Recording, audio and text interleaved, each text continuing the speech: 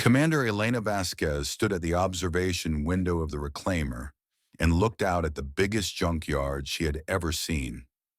Broken ships floated in the darkness like dead fish in a black ocean. Some were the size of houses, others were larger than cities. All of them were garbage now, thrown away by species who had traveled the stars for millions of years. "Beautiful, isn't it?" said Marcus Chen, her chief engineer. He was a thin man with tired eyes and hands that never stopped moving. Elena shook her head. "It's a graveyard." "Same thing," Marcus said with a small smile. "One person's trash is another person's treasure." This was humanity's reward for 20 years of good behavior. The Cathari Collective, the oldest and most powerful group of alien species in the known galaxy, had finally allowed humans to visit their orbital junkyard. It was like giving a child permission to search through a garbage bin. The aliens did not expect humans to find anything useful. They just wanted to show the young species their proper place. Ambassador Telvok had made that very clear when he welcomed them. He was a Cathari, tall and thin with gray skin that looked like wet stone. His eyes were black pools that showed no emotion. "You may take whatever you can carry," he had said, his translator turning his clicks and whistles into flat English words. "Nothing here has value. Everything has been stripped, broken, or deemed too primitive for continued use. Consider this a learning opportunity for your people." Elena had wanted to punch him. Instead, she smiled and thanked him for the generous gift. Now her crew spread across the junkyard in small shuttle pods, searching through the remains of 1,000 dead civilizations. Most of what they found was truly useless. Cracked hull plates, burned-out engines, computer systems that had been wiped clean centuries ago. But Elena refused to give up. Humans had not survived ice ages, plagues, and 2 world wars by accepting what others told them was possible. "Commander," Marcus said over the radio, "I found something strange." Elena flew her pod toward his signal. She found him floating beside a small ship, barely larger than an Earth cargo plane. Its hull was a dull bronze color, covered in strange symbols that looked like flowing water frozen in metal. "What species made this?" she asked. "Vorin," said Ambassador Thelvok. Elena had not noticed his ship approaching. The alien's voice carried a new tone, something like surprise, maybe even confusion. "This should not be here." "Why not?" "The Vorin disappeared 12,000 years ago. Their technology was considered adequate but unremarkable. This vessel should have been recycled long before your species learned to make fire." Elena looked at the small ship. It did not look special. The hull was damaged. Dark spots showed where systems had failed long ago. But something about it called to her, a feeling she could not explain. "We'll take it," she said. Thelvok made a sound that might have been laughter. "As you wish. It is worthless. The power core is certainly dead. The Vorn used a unique energy system that no other species could ever activate. You would have better luck pushing it home by hand." The Cathari ambassador flew away, still making that strange laughing sound.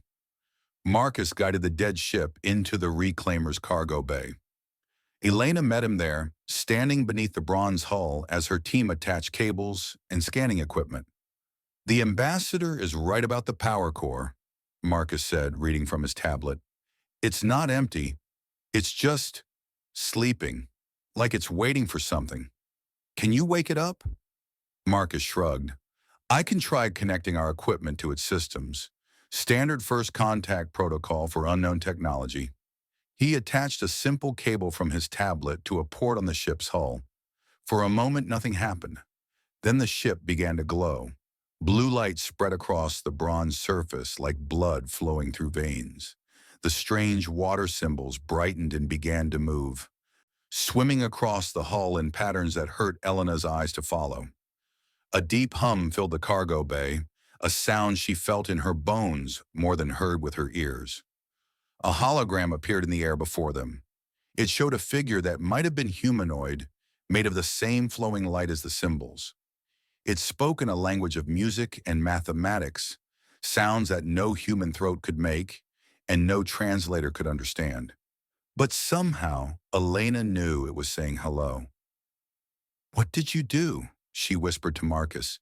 "I just connected my tablet, standard equipment, nothing special." The hologram turned toward him, then toward Elena. It studied them both with eyes that were not eyes, and the message repeated. The same musical greeting, but this time with something new underneath it. "Welcome. We have been waiting for you." Alarm signals filled the reclaimer. Ambassador Thelvok's ship was returning at high speed, flanked by two Cathari military vessels. "Commander Vasquez," the ambassador's voice came through the radio. "You will explain what you have done. Immediately." Elena looked at the glowing ship, the ancient message still playing in the air. She thought about all the times aliens had called humans primitive, backward, unimportant. Children playing in the mud while the adults ran the galaxy. She smiled. "I'm not sure yet, Ambassador, but I think we just found something interesting." In the cargo bay of a human salvage ship, surrounded by the light of a dead civilization, history changed direction. The garbage had woken up, and it had chosen humanity. 3 months had passed since the reclaimer brought the Vorn ship back to Earth. Now it sat in the largest laboratory on lunar station Prometheus, surrounded by the smartest people humanity had ever produced, and none of them understood what they were looking at. Dr. Yuki Tanaka pressed her hands against her tired eyes. She had not slept in 2 days. The alien language filled her dreams when she tried, musical notes that formed words, mathematical patterns that painted pictures in her mind. "Play it again," she told the computer. The holographic message appeared for the 1,000th time.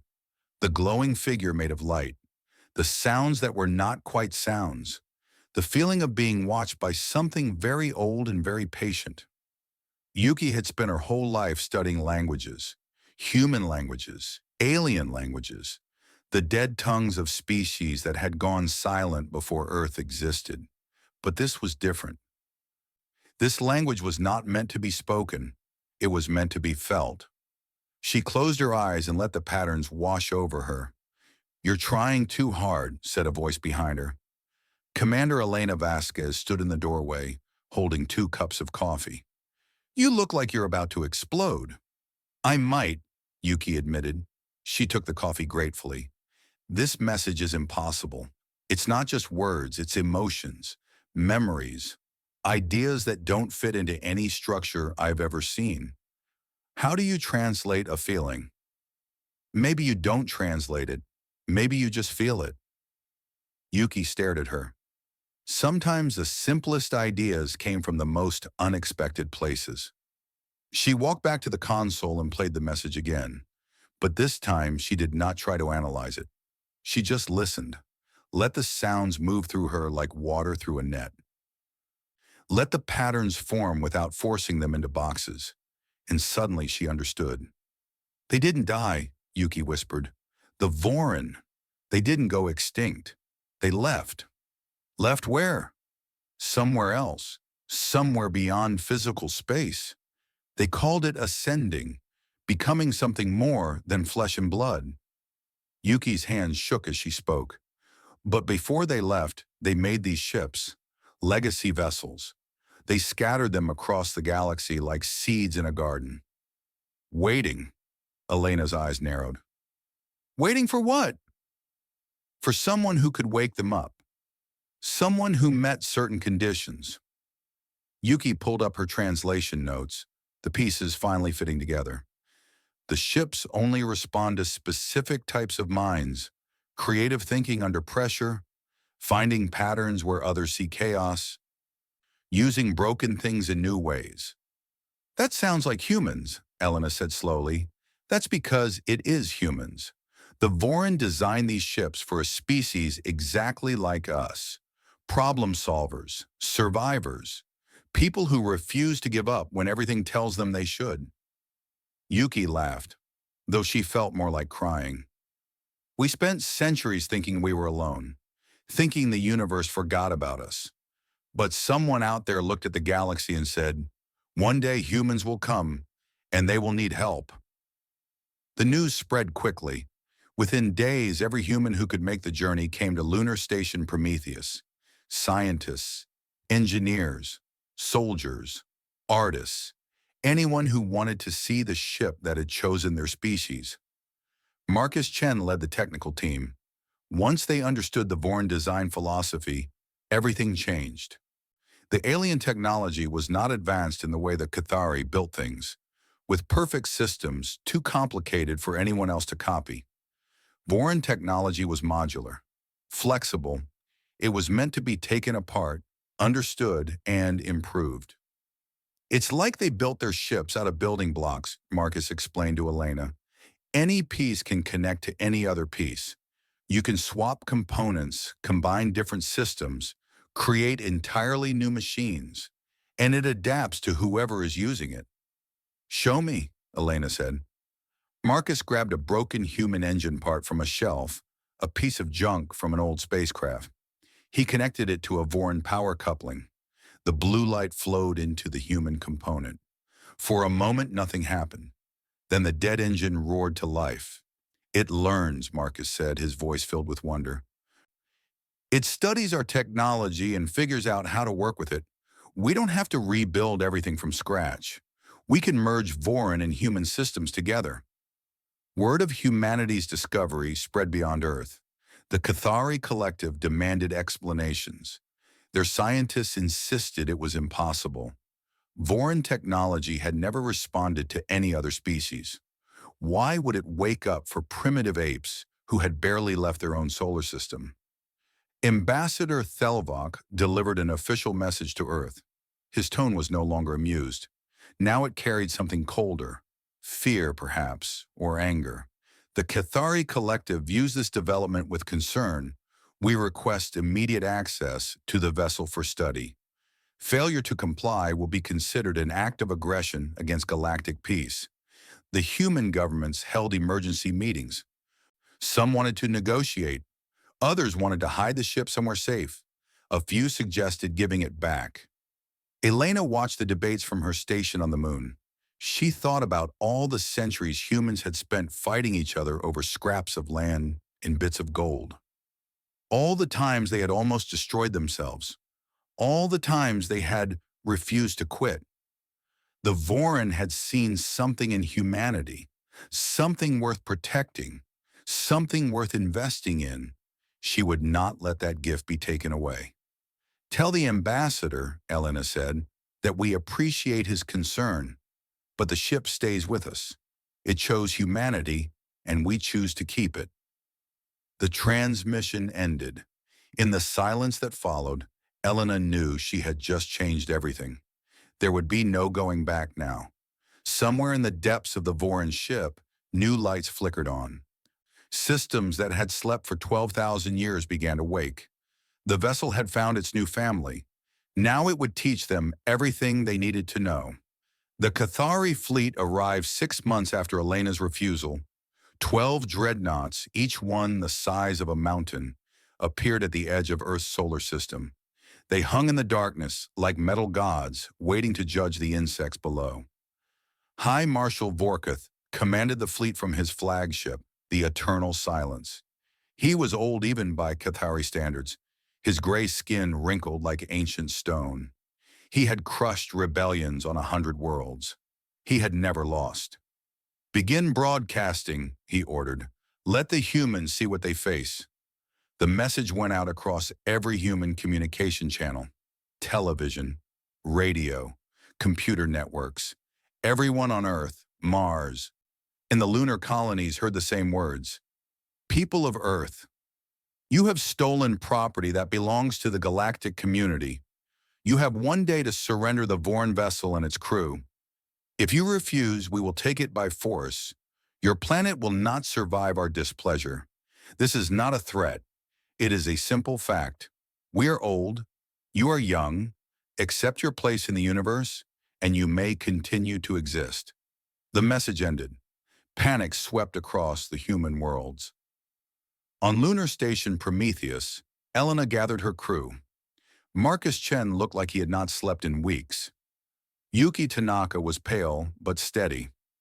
Around them stood every engineer, soldier, and volunteer who had chosen to stay. "They're going to kill us," said a young lieutenant. "We should run. Hide the ship somewhere. They won't find it." "Where?" Elena asked her. "The galaxy is their backyard. They've been watching humans since we were living in caves. They know every planet we've ever visited. There's nowhere to hide." "Then we surrender," another voice suggested. "Give them the ship. Save our people." Elena shook her head. "If we give up now, we prove them right. Humans become just another species that bent the knee when the masters got angry. We spend the rest of history serving them, hoping they don't step on us." She looked around the room. "Is that what you want? Is that the future we leave for our children?" Silence. Marcus cleared his throat. "I have an idea. It's crazy. It probably won't work, but it's something." "Tell me," Elena said. "We've been rebuilding the Harvester. It was just an old cargo ship meant for carrying supplies between Earth and Mars, but we installed Voron systems, new engines, adaptive shields, and weapons." He smiled grimly. "Lots of weapons. One ship against 12 dreadnoughts. One ship with technology they've never seen. One ship that learns and adapts faster than anything they built. And one ship full of humans who really don't want to lose." The day of reckoning came. High Marshal Vorketh watched his sensors as humanity's response appeared from behind the moon. He expected war ships. He expected begging. He expected something that made sense. Instead, he saw a cargo hauler. One ugly, patched-together freighter surrounded by 3 tiny military vessels. It was not even a proper fleet. It was a joke.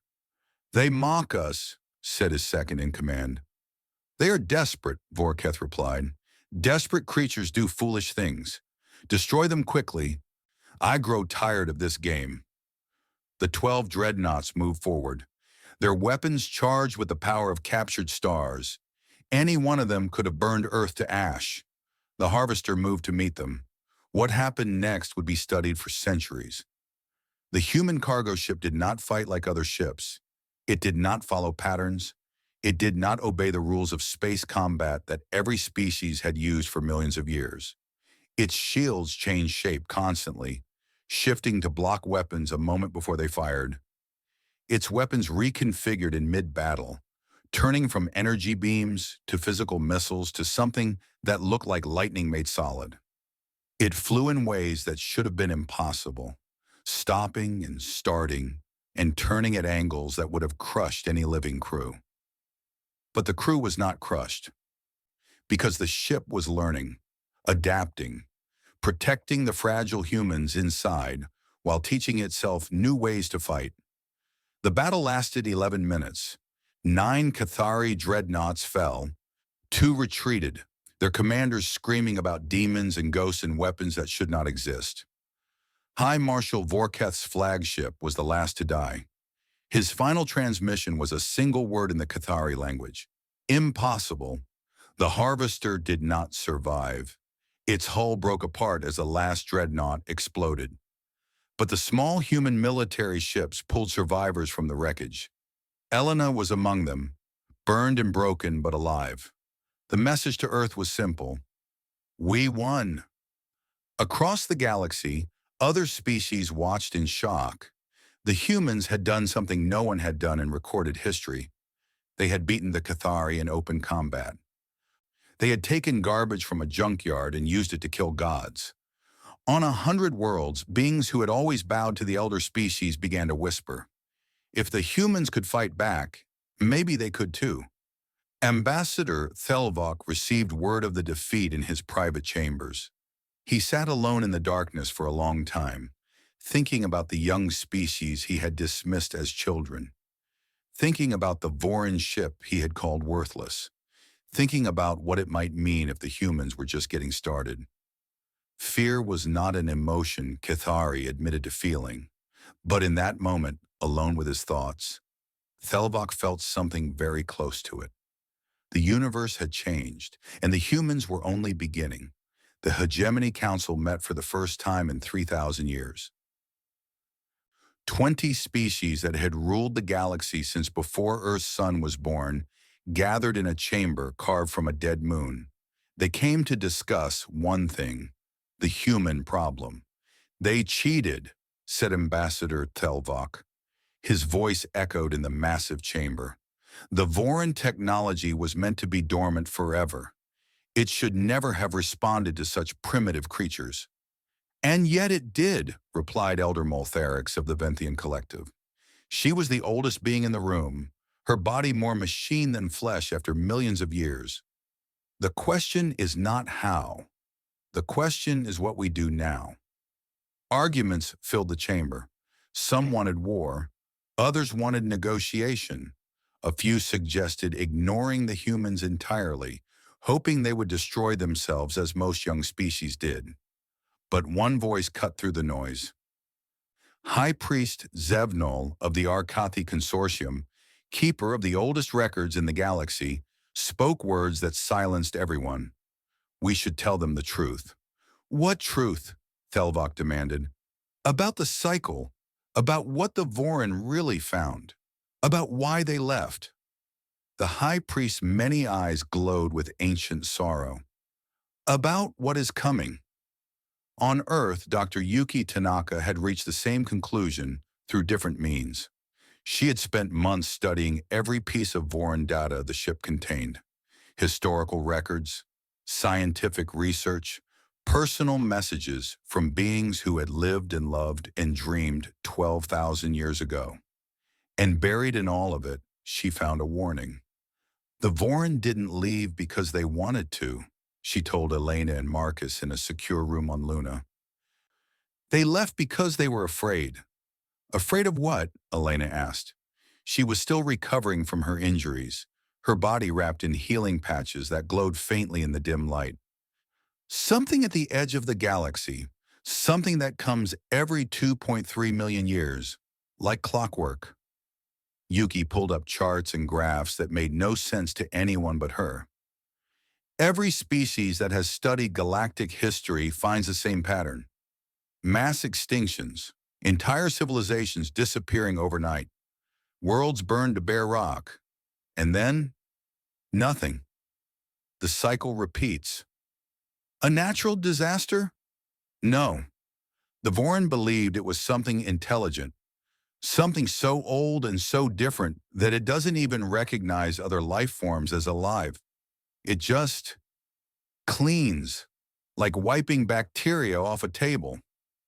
Yuki's voice shook. It's coming again. Soon. Within the next few centuries. Marcus leaned forward. And the elder species know about this? They've always known. That's why they built pocket dimensions, hidden spaces outside normal reality where they can wait until the cleansing passes. They've done it before. They'll do it again. And the rest of us? Elena asked quietly. Yuki couldn't meet her eyes. We're supposed to die. Young species like humans, we're not important enough to save. We absorb the blow so they don't have to. The silence that followed was heavier than gravity. Elena processed the information slowly. All her life she had been told that the elder species were wise, ancient, benevolent in their distant way. Now she understood the truth. They were cowards, survivors who had built their survival on the corpses of everyone else.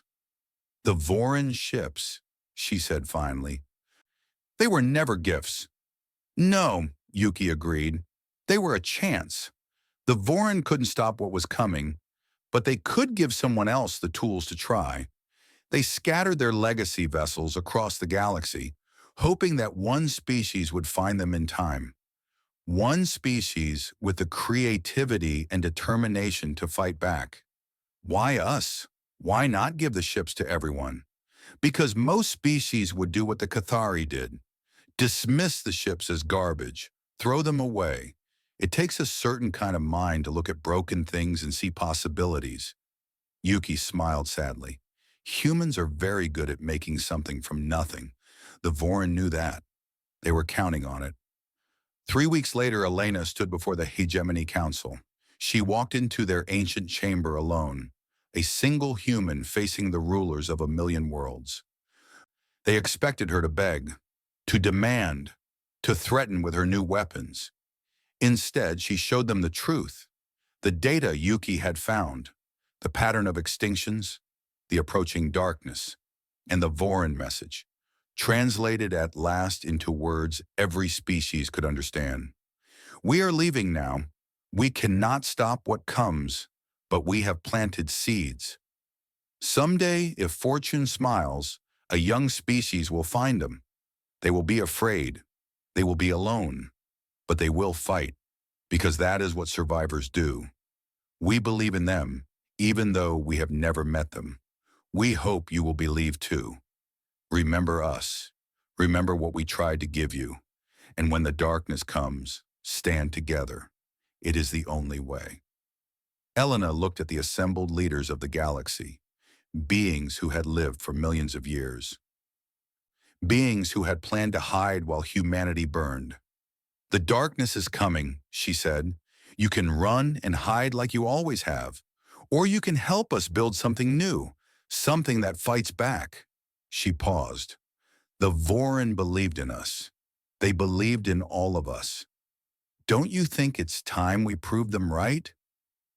The chamber was silent. Then slowly, Elder Moltharix rose from her throne. The human speaks wisdom, she said. Perhaps it is time to stop hiding. Perhaps it is time to remember what courage means. One by one, other voices joined hers. Not all, but enough. The galaxy had been given a choice, and for the first time in millions of years, it chose to stand. 50 years had changed everything. Admiral Elena Vasquez stood on the bridge of the Defiance, humanity's first true warship. She was old now, her hair white, her body held together by technology that had not existed when she was born. But her eyes were the same, sharp, determined, ready. Around her stretched a fleet that would have seemed impossible half a century ago. 10,000 ships from 40 species hung in formation at the galaxy's edge. Cathari dreadnoughts flew beside human cruisers.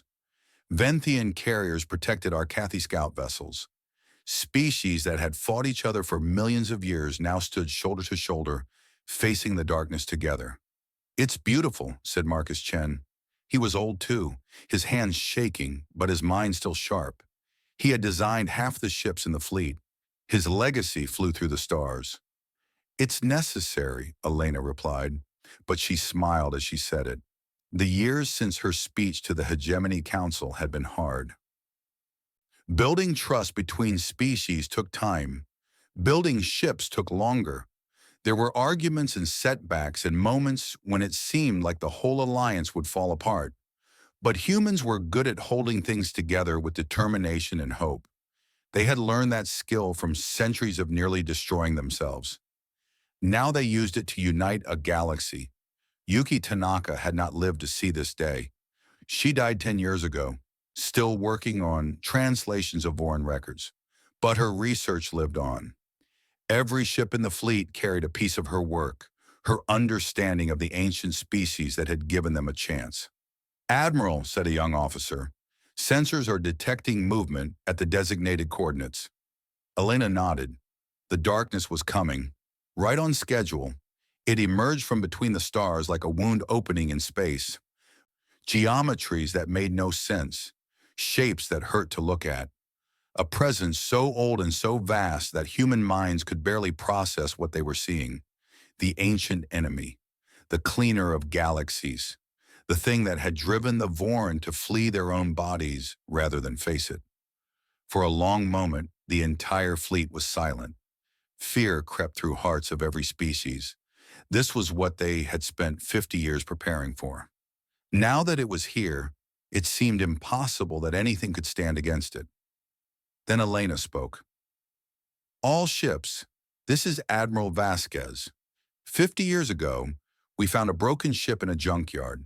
The aliens who gave us that junkyard thought we were too stupid to find anything useful. They were wrong. Her voice carried across 10,000 bridges, heard by millions of beings who had learned to trust humanity. The Vorin believed in us. They believed in all of us. They looked at the galaxy and said, "These people deserve a chance. Today we prove them right." She paused. The darkness moved closer. The thing in front of us has destroyed countless civilizations. It has swept through the galaxy again and again, treating intelligent life like dust to be brushed away. It has never faced an enemy that fought back. It has never met anyone crazy enough to try. A small laugh rippled through the fleet. Until now. Until us. Elena gripped the arms of her command chair. All ships forward. Let's show this thing what garbage can do. The fleet advanced. The battle lasted 7 days. Ships died. Heroes fell. Entire species sacrificed themselves to give others a chance to strike. The darkness was stronger than anything they had faced. It learned. It adapted. It seemed unstoppable. But so were they. Human engineers worked without sleep, inventing new weapons in the middle of combat. Ketheri commanders abandoned their ancient strategies and tried tactics they had called impossible for millennia. Venthian ships merged with Arcathi vessels, creating combinations that neither species had ever imagined. The Vorin technology at the heart of every ship learned fastest of all. It absorbed data from each battle. It evolved in real time, and it shared what it learned with everyone. On the 7th day, Elena gave the final order. A weapon powered by 40 species working together. A beam of energy that carried pieces of every culture in the fleet. Music and mathematics and sheer stubborn will, all focused on a single point. The darkness screamed, a sound that had never been heard in all the billions of years it had existed. And then it was gone. The fleet hung in silence, damaged, exhausted, reduced to less than half its original size, but alive, victorious. Elena slumped in her chair. Around her cheers erupted across 10,000 ships. Species that had been enemies for millions of years embraced each other like family. "We did it," Marcus whispered. Tears ran down his weathered face. "We actually did it." "The Vorin did it," Elena said softly. "They gave us the tools. They believed in us when no one else would." She looked out at the stars. Somewhere out there, the Vorin existed in whatever form they had chosen. Maybe they were watching. Maybe they were proud. "Thank you," she said to the empty space. "We won't forget." 1 year later, on the anniversary of the victory, Elena died peacefully in her sleep. She was buried on Luna, near the laboratory where the Vorin ship had first awakened. Her grave marker was simple: Commander Elena Vasquez. She found treasure in garbage. She taught a galaxy to hope. The fleet continued to grow. New species joined every year. The alliance Elena had helped build became the foundation of a new galactic civilization, one based on cooperation instead of fear. And in schools across 1,000 worlds, children of every species learned the story of the humans. The young species that found an abandoned ship and changed everything. The survivors who refused to accept what others told them was possible. The salvagers who inherited the stars.